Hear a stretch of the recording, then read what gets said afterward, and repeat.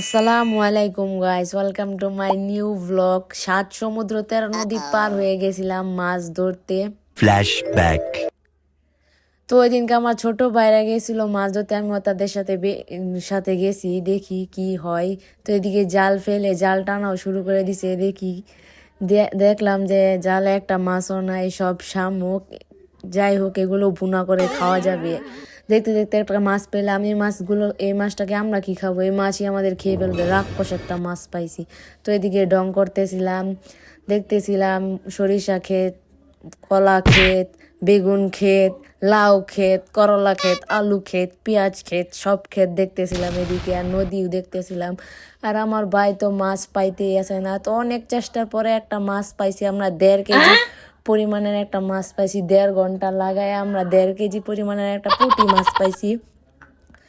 মোবাইলে কেন জানি ছোট দেখা যাইতেছে, বুঝি নাই। তো এদিকে আরেকবার আমরা জাল ফেলে দেখবো। আর এদিকে হচ্ছে আমাদের বিদেশি ঝর্ণা, এটা হচ্ছে আমাদের ব্রিজের নিচে বিদেশি ঝর্ণা। তো অনেকক্ষণ চেষ্টা করার পরে আমরা একটা 1.5 কেজি মাছ নিয়ে বাড়িতে যাচ্ছি। এটা আমরা 5 দিন খেতে পারবো। আমরা আমাদের পরিবারের সদস্য 4 জন, 5 দিন হয়তো কম বলে ফেলেছি না, একটু বেশি বলা দরকার ছিল। যাই হোক, একটু বেশি বেশি করে খেলে কমে যাবে।